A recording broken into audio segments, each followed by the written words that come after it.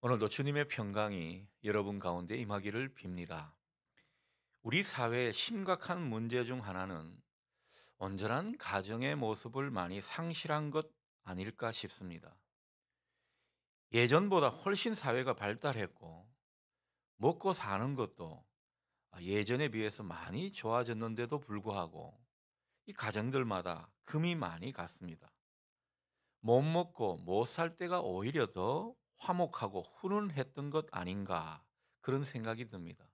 부모님도 훨씬 잘 모셨고요. 요즘은 가족들 간에 이런 훈훈한 모습을 좀처럼 찾아보기가 힘듭니다. 부모님도 예전보다 잘 공경하지 못하는 모습 같이 보입니다. 가족끼리도 많이 각박해졌습니다. 그러나 하나님은 우리 신자들의 가정이 훈훈하고 또 행복한 가정이기를 바라십니다. 이 가정을 이루는 가족들이 끈끈한 이 가족애가 흐르고 건강한 가족의 모습을 기대하시는 것이죠. 우리는 이런 가정을 이루기 위해서 기도도 하고 또 가족들 간에 많이 노력하고 애를 써야 합니다. 특히 가족 구성원들이 서로 간에 도리를 다해야 하는 것, 이게 참 중요한 것 같습니다. 먼저 부모는 자식을 진심으로 사랑해야 합니다. 좋은 부모가 되기를 힘써야 합니다. 이것이 부모 도리를 잘하는 모습입니다. 좋은 부모는 자식들한테서 존경을 받습니다. 여러분, 자식들에게 존경받는 부모, 이것만큼 행복한 일이 또 없을까? 이 어버이 주일날 그런 생각을 하게 됩니다.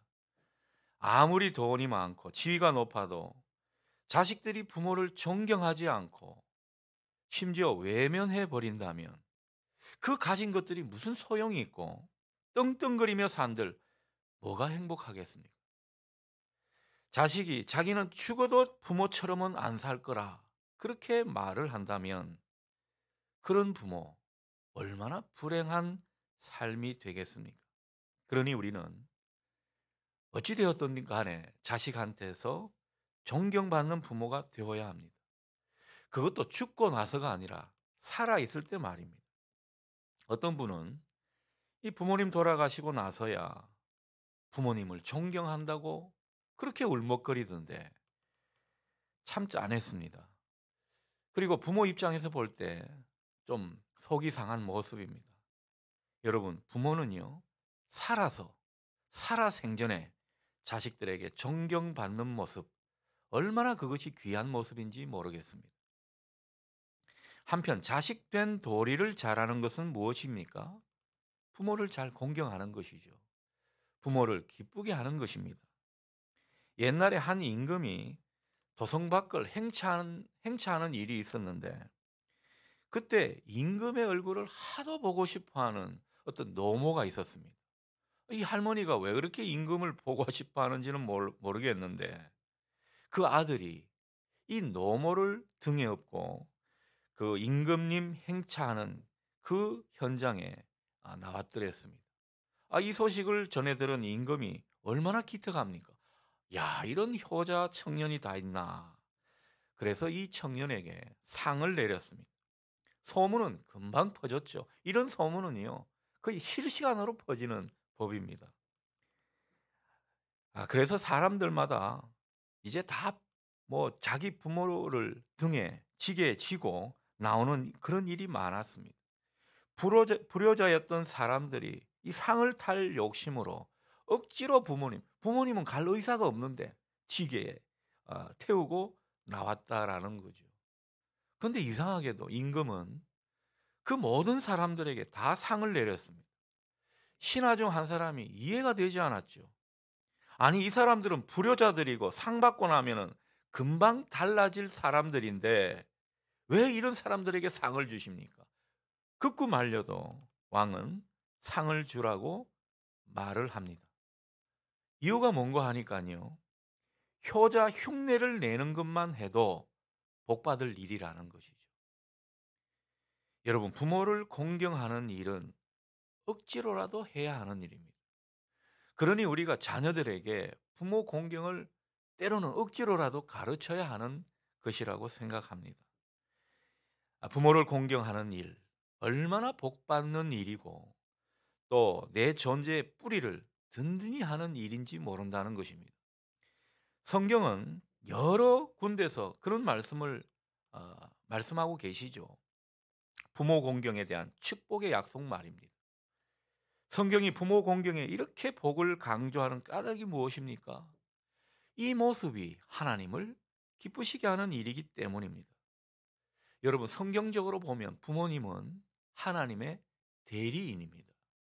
그리고 내 생명의 근거가 되는 그런 분이라고 할 수 있겠습니다. 부모님이 계셨기 때문에 우리가 존재할 수 있는 것이죠.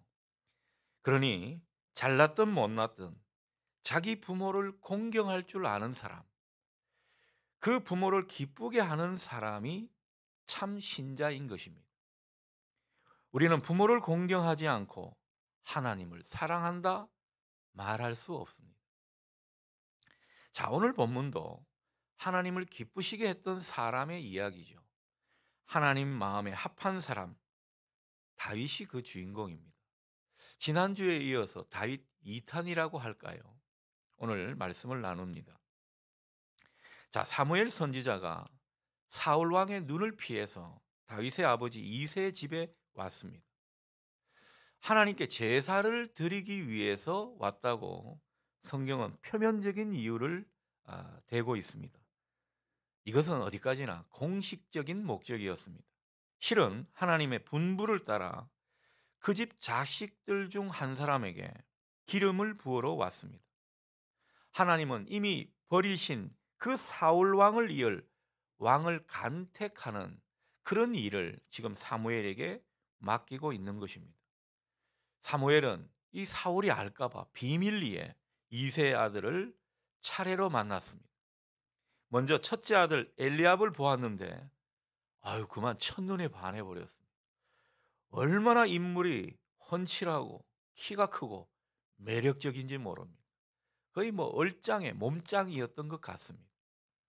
사무엘이 볼 때 이 사람이다 싶었습니다. 기름 부을 자로 적합해 보였던 것이죠. 그러나 오늘 우리가 성경을 읽은 것처럼 하나님은 달랐습니다. 하나님께서 사무엘을 말리시면서 이렇게 말씀하십니다. 7절 말씀이죠. 그의 용모와 키를 보지 말라. 내가 이미 그를 버렸노라. 내가 보는 것은 사람과 같지 아니하니 사람은 외모를 보거니와 나 여호와는 중심을 보느니라. 하나님께서 용모와 키를 보지 말라. 내가 이미 그를 버렸노라. 이렇게 말씀하시는 것은 이런 사람에게 뭔가 실망하셨고 또 되었다는 그런 뜻이 되겠습니다. 바로 사울 왕을 두고 하시는 말씀이죠. 하나님은 이제 그 사람의 중심을 보신다는 분명한 기준을 제시하시면서 첫째 엘리압은 아니다, 그렇게 말씀하십니다. 그리고 둘째 아비나답도 셋째 삼마도 아니라고 말씀하십니다. 그리고 그 다음부터는 아예 성경에 이름조차 언급이 되지 않고 있습니다. 7 아들을 다 보았지만 하나님 마음에 드는 사람이 없었다는 뜻이 되겠죠. 사무엘은 당황했습니다. 그래서 이새에게 묻습니다. 아니, 당신 아들들이 다 여기 있는 것입니까? 이새가 대답합니다. 아직 막내가 남았는데 그 아이는 양을 지킵니다. 사무엘의 초청을 받고 형들은 모두 제사에 참석했습니다. 그런데 다윗은 그를 형편이 못 되었던 것 같습니다. 누군가는 양을 돌봐야 하기 때문에 어쩔 수 없이 막내가 그 양을 돌보느라 참석하지 못했을 거라고 볼 수도 있습니다. 하지만 이것은 이새가 먼저 판단한 것입니다.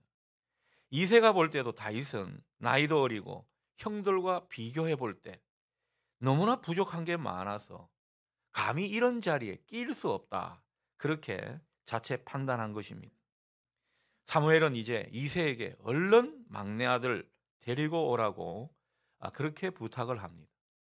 데리고 오기 전에는 자기는 식사를 하지 않겠다고 그렇게 말도 했습니다. 마침내 다윗이 왔습니다. 여러분 다윗이 양치기 목동일을 하다 온 상황을 한번 그려 보십시오. 몰골이 어떻게 했습니까? 이런 자리에 함께 하기에는 뭔가 부족하고 뭔가 초라한 그런 모습이었습니다. 하지만 성경은요, 그의 첫인상을 다르게 표현하고 있습니다. 12절을 보십시오. 그의 빛이 붉고 눈이 빼어나고 얼굴이 아름답더라. 사람들이 어떻게 봤을지 몰라도 다윗은 하나님 눈에 쏙 들어오는 아름다운 사람이었다라는 것을 그려주고 있는 것입니다. 하나님이 그렇게 보시니까 그 하나님의 종 사무엘 눈에도 얼마나 예뻐 보였는지 모릅니다. 사무엘에게 하나님께서 말씀하시죠. 얘야, 바로 이 사람이다. 어서 그에게 기름을 부어라. 하나님이 급하게 명령을 주셨습니다. 사무엘은 하나님의 명령에 따라 기름을 다윗에게 부었습니다. 비록 비밀리에 진행되었지만은 하나님은 이때부터 하나님을 대신하면서 이스라엘을 다스릴 왕으로 다윗을 인정하시고 세우신 것입니다. 자, 오늘 본문에서 우리가 중점적으로 봐야 할 것은 하나님께서 당신의 종을 세우실 때 그 중심을 보셨다는 사실입니다. 7절 하반절이죠. 사람은 외모를 보거니와 나 여호와는 중심을 보느니라. 사람들은 뭐 외모를 보고 스펙을 보고 조건을 따지고 이 겉모양을 많이 생각하지만 하나님은 중심을 보신다는 겁니다. 다윗은 그 중심이 하나님께 맞는 사람이었다라는 것입니다. 자, 그렇다면 중심이 하나님께 맞는다라는 이것이 무엇을 뜻하는 것인지 우리가 알 필요가 있겠습니다. 자, 본문에서 중심이라는 말은요, 쉽게 말하면 바른 마음인 것입니다. Right heart, 뭐 이런 뜻이 되겠습니다. 바른 마음은 하나님께 바르게 헌신하는 마음, 그것을 의미합니다. 자, 앞서 언급했다시피 하나님께서 외모를 보시지 않는다고 말씀하시는 것은 사울을 두고 하시는 말씀입니다.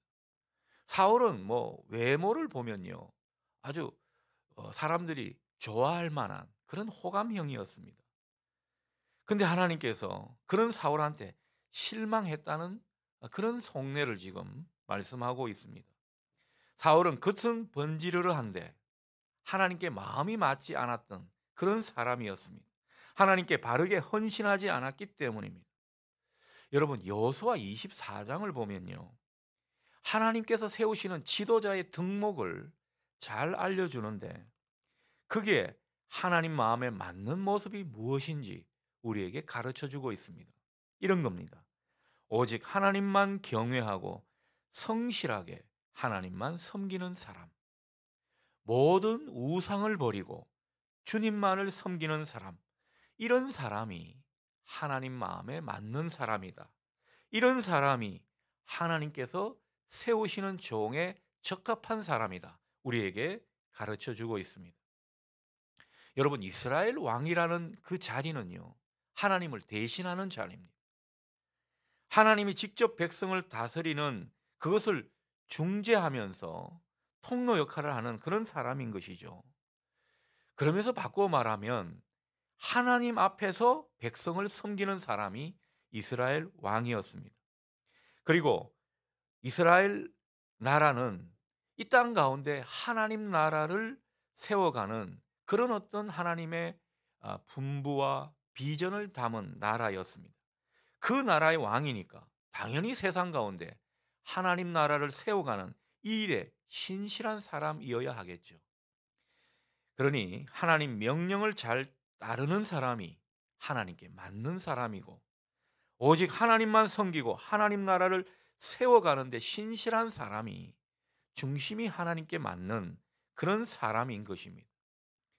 하나님께서 다윗을 그토록 내 마음에 맞는 사람이라고 칭찬하시고 좋아하셨던 그 이유가 다른 게 아닙니다. 다윗이 오로지 하나님만을 섬기고 하나님 나라를 이루어 가는데 신실한 사람이었기 때문입니다. 하나님은 이런 사람을 기뻐하십니다. 이런 사람을 좋아하십니다. 무엇보다 부모된 우리가 하나님께 중심이 맞는 사람으로 살아갈 때 자식들이 이를 보고 배우게 돼 있습니다. 그러다가 마침내 존경하게 되더라는 거죠. 하나님이 함께 하시는 그런 좋은 부모임을 마침내 알기 때문입니다.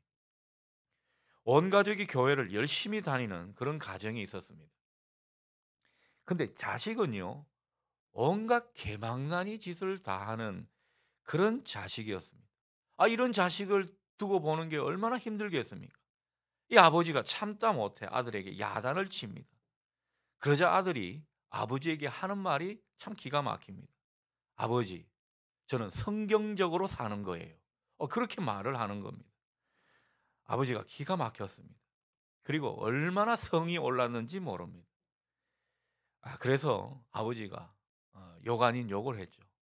뭐라고? 야 임마, 성경 어디에 그렇게 살라고 하든. 그렇게 역정을 내자 아들이 당당하게 말합니다. 아버지, 요한복음 15장 요한복음 5장 19절을 보세요. 그러면서 이제 그 성경 구절을 줄줄 외우는 것입니다. 내가 진실로 진실로 너희에게 이르노니 아들이 아버지의 하시는 일을 보지 않고는 아무것도 스스로 할 수 없나니 아버지께서 행하시는 그것을 아들도 그와 같이 행하느니라. 그런 말씀을 아버지에게 드림입니다. 보세요. 제가 얼마나 성경적입니까? 아버지는 그만 할 말을 잊었습니다. 결국 아들이 생각한 것은 자기가 아버지를 닮았다고 생각한 것입니다. 여러분, 자식은 결국 부모를 닮게 돼 있습니다. 우리가 만일 꾸준히 하나님만을 섬기고 신실하게 하나님 나라를 위해 충성하면서 하나님께 중심이 맞는 그런 삶을 살다 보면 언젠가 자식들은 부모를 존경하고 그 모습을 닮게 될 것입니다. 하나님이 그런 부모를 기뻐하시며 은혜 주시는 것을 보게 되기 때문입니다.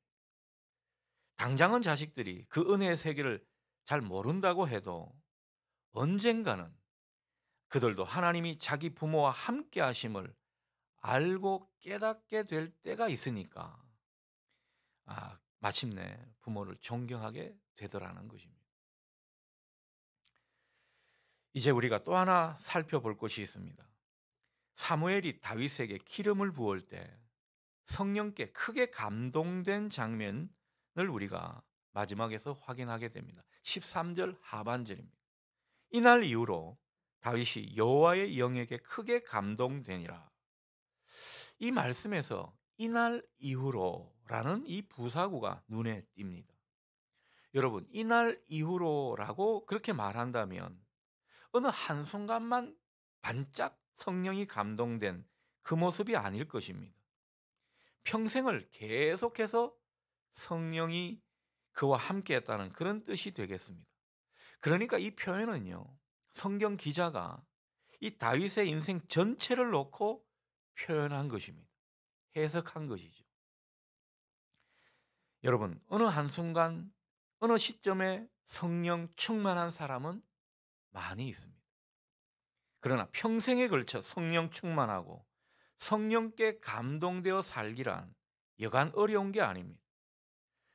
여러분, 다윗은 기름 부음 받을 때만 반짝 성령 충만한 사람으로 살았다는 것이 아님을 오늘 성경이 우리에게 전해주고 있는 것입니다. 하나님의 중심에 맞는 다윗은 늘 성령 충만했습니다. 일평생 성령의 감동으로 살았습니다. 성경이 그의 인생을 그렇게 평가하고 있다라는 거죠. 여러분, 어떻게 이렇게 살 수 있습니까? 우선은 다윗이 그만큼 성령이 임하기를 소원했기 때문입니다.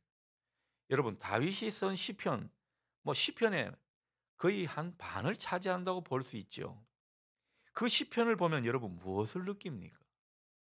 얼마나 다윗이 하나님의 임재를 갈망하는지, 얼마나 하나님의 처소에 있고 싶어 하는지, 그것이 올곧이 느껴지는 것입니다.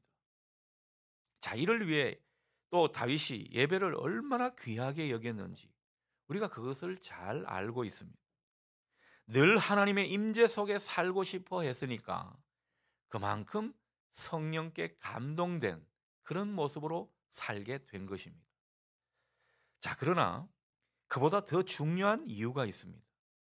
하나님의 뜻을 준행하고 살피고 준행하는 그 모습입니다. 여러분, 성령의 인도를 받는다는 것, 성령의 임재를 경험한다는 것은요, 다른 말로 하면 하나님 뜻이 무엇인지를 살피고 그 뜻을 따른다는 의미입니다. 구약학자 월트 브루그만 교수는 기름 붓는다, 이 기름 부음에 대한 의미를 새롭게 해석하면서 우리에게 전해줍니다. 여러분, 기름 부음이라는 것은요, 절대로 아, 들을 것을 서약하는 것이다, 그렇게 말을 합니다. 다시 말해서 내가 죽더라도 끝까지 하나님의 말씀을 듣고 순종하겠다는 그 서약이 바로 기름 부음이라는 것입니다. 여러분, 목사 안수식, 또 임직식, 이 기름 부음의 자리죠. 이 의미가 바로 이런 것입니다. 하나님, 이제 저를 주의 종으로 불러주셨사오니 끝까지 하나님의 말씀을 듣고 순종하겠습니다, 이 서약이라는 거죠. 여러분, 다윗이 일평생 성령께 감동을 받으며 성령이 충만한 사람으로 살았던 이유를 아시겠습니까? 기름 부음을 받은 후에 그는 끝까지 하나님 말씀에 순종하면서 그렇게 살고자 애를 쓴 사람입니다. 실제 그런 삶을 살지 못했다 하더라도 그렇게 애를 썼다라는 것이죠. 하나님의 뜻을 헤아리면서 그 뜻을 따르려고 몸부림친 사람이 바로 다윗입니다. 하나님 말씀 따라 살고 하나님 뜻을 따르려고 애를 쓰는 인생, 결국 하나님께서 원하시는 인생을 살게 돼 있습니다.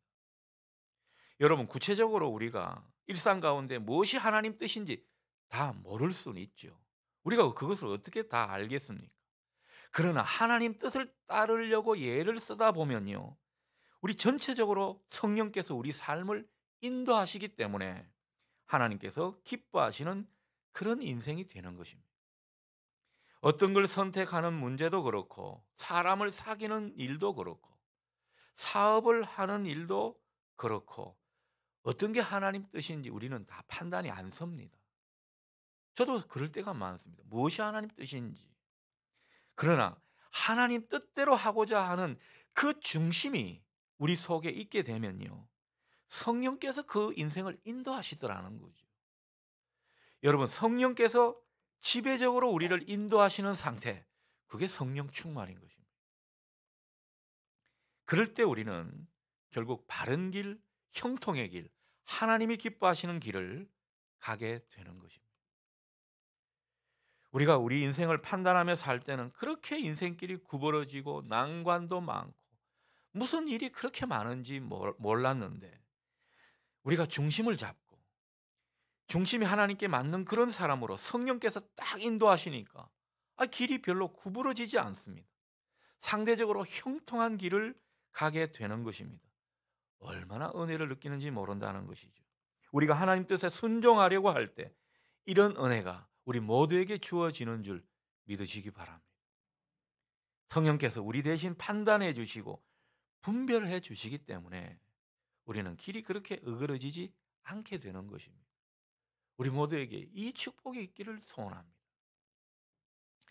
여러분, 인생에서 제일 중요한 것이 뭐냐? 저는 그렇게 생각합니다. 은혜로 사는 것이다. 은혜가 있어야 인생이 형통하고 성공적일 수 있다라는 것입니다.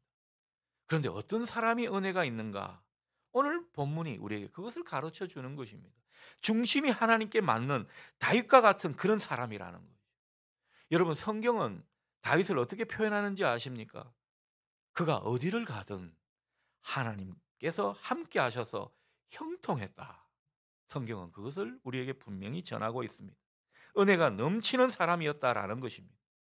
여러분, 우리 자식들이 이런 인생이 되게 하십시오. 그러려면 우리가 먼저 하나님을 경외하고 하나님만을 섬겨야 할 것입니다. 하나님 뜻에 순종하고자 하는 그런 열심이 있어야 할 것입니다. 그 가운데 성령께서 그 길을 인도하시는 그런 인생의 모습으로 우리가 들어가야 한다는 것입니다. 여러분, 자식들은 다 압니다. 우리 부모가 전체적으로 볼 때 인생을 잘 살고 있구나, 잘못 살고 있구나. 여러분 자식들이 다 안다는 거죠. 우리 부모가 정말 하나님의 은혜가 있구나, 은혜에서 늘 비껴가는 모습이구나. 이걸 자식들이 깨닫게 된다는 것입니다. 만일 우리가 하나님의 은혜가 함께하는, 비록 그것이 뭐 많은 부를 또 여러 가지 경제적으로 윤택한 그런 모습을 의미하는 것이 아니라 할지라도 우리가 사는 모습이 뭔가 하나님이 함께 하시는 모습 같다면 여러분 점차 부모를 존경하고 또 그런 삶을 자기도 모르게 지향하게 될 것입니다. 여러분 제가 그런 인생을 살았습니다. 젊을 때는 부모님들 얼마나 뭐라 그래 무시했는지 모릅니다. 뭐 그렇게 해가지고 뭐 제대로 살 것인가. 그러나 제가 철이 들고 영적으로 들게 되니까요. 얼마나 그런 부모님이 존경이 가는지 모릅니다. 그런 삶을 자꾸 본받게 되더라는 것입니다. 여러분 우리 하나님은 저 하늘에서 뭐 천사들과 함께 뭐 놀고 계시는 그런 분이 아닙니다.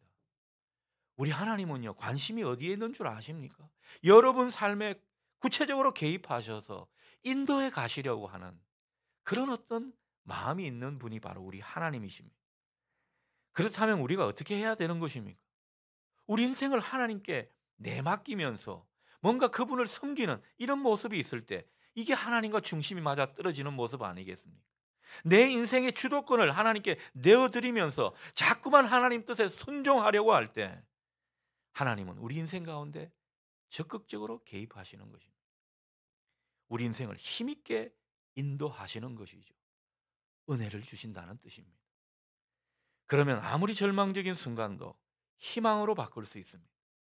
아무것도 보이지 않는 그런 상황 속에서 하나님의 구원의 손길, 하나님의 그 능력을 우리는 확인하게 될 것입니다.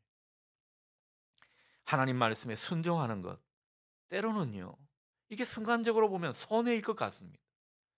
뭔가 미련하게 보이고 비합리적인 것처럼 여겨질 수 있습니다.